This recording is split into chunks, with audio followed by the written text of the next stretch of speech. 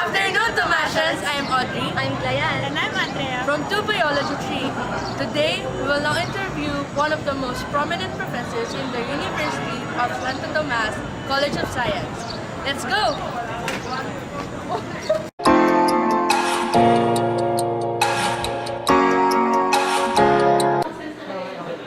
Good afternoon, I'm Sabit. Thank you for agreeing to do this interview with you. We have a few questions pertaining to your field of expertise. First question would be, what made you choose to pursue a PhD? To pursue graduate studies because I wanted to do research. When I did my master's studies in UST, I was doing culture of Dendrobium protoplast. And at that time, I was still undecided if this is the field for me. And then afterwards, as I went along with the study, I enjoyed life in graduate school. That's why I was motivated to finish my master's. And then when afterwards, after the master's thesis, then eventually I have to pursue a higher degree, which is Ph.D. So yeah. For your second question, what was graduate school like? As I've said, graduate school was fun. Yeah, you get to meet a lot of people. Your classmates is not the same age as you, so you get to have classmates with that have higher positions in other schools or have other work. So it's very interesting because you get to interact with different types of people. For your next question, what strategies did you use to be successful on your field? Okay, so in graduate studies, you have to read a lot and you have to comprehend what you read.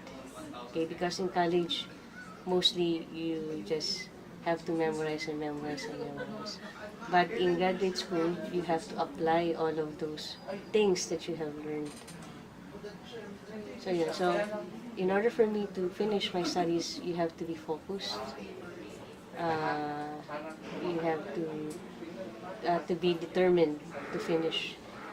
Because when you pursue graduate studies, you are also doing your pay job, your day job. Okay? So minsan mahirap mag-ipagsabay. So kailangan talaga determination to finish. Next question. We saw one of your researches regarding pollens in relation to their role in allergic diseases among Filipinos. Why did you focus on this subject matter? Okay.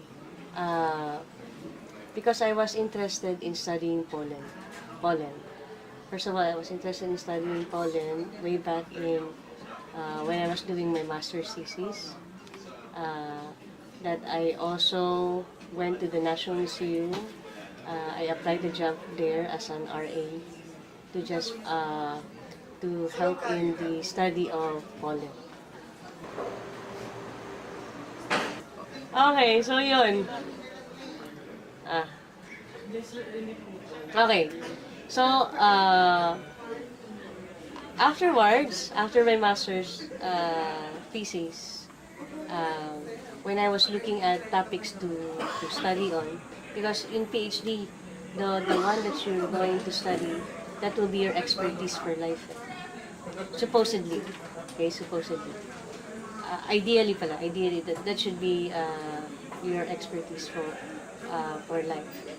Okay, so when I did my the pollen, I came across this training on airborne pollen that I did in Ukraine. So I went there and did a training for 14 days, and then I fell in love with the topic.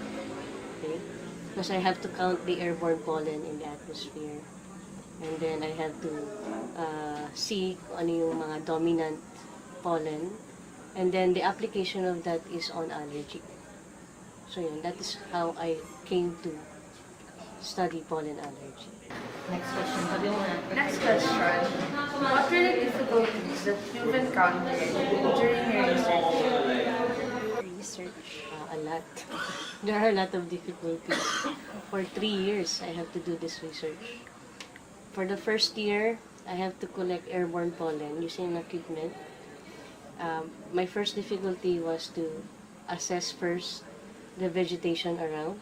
So I have to collect all of the pollen samples from the plants all around, and then I have to compare it with the pollen that I've collected from the atmosphere. Okay? Once I compare them and I can identify what is prevalent in the atmosphere. I did it for 1 year. Okay? So, that's about 365 slides that I have to count. Okay? Kasi daily counting yun eh. Daily counting and daily monitoring. So, that's one difficult aspect. Another one is when I have to extract pollen from the plants that I've collected. And I have to do that. I have to collect a lot of flowers. Usually, one sack of flower will get me only 1 gram of pollen. So, yun. And I have to assess about 15 pollen allergens. And then another one is to get samples from patients in Metro Manila. So we're going to have to do skin prick tests. And then afterwards, when I collected the blood samples, I have to go to the laboratory and do ELISA tests, etc. But in spite of all these hardships, you get to I get to solve problems. Okay, so it's fulfilling.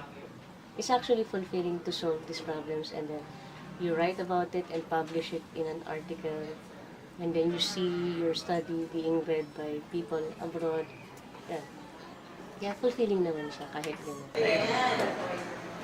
For your last question, as a science professor, how would you encourage the students to pursue their degree, whether it be in the medical industry or graduate studies? Okay, so I don't know really how to encourage you, but the thing is, you have to do what makes you happy. Okay, if you are happy doing your work, then eventually you're going to stick with that work. Kasi kung hindi ka happy doon, wala. Oo. Hindi ka tatagal. Kumbaga parang mayroong void. Kaya nga may iba na there are some people who does not stay long at their work. Kasi dissatisfied sila. There's something lacking. So you always have to pursue what makes you happy. Yun. So if you're going to go to a medical field, make sure that you really love your job. So yun. So ito naman, yung teaching at saka yung doing research is okay because it's not just purely laboratory work. So I still get to interact with students.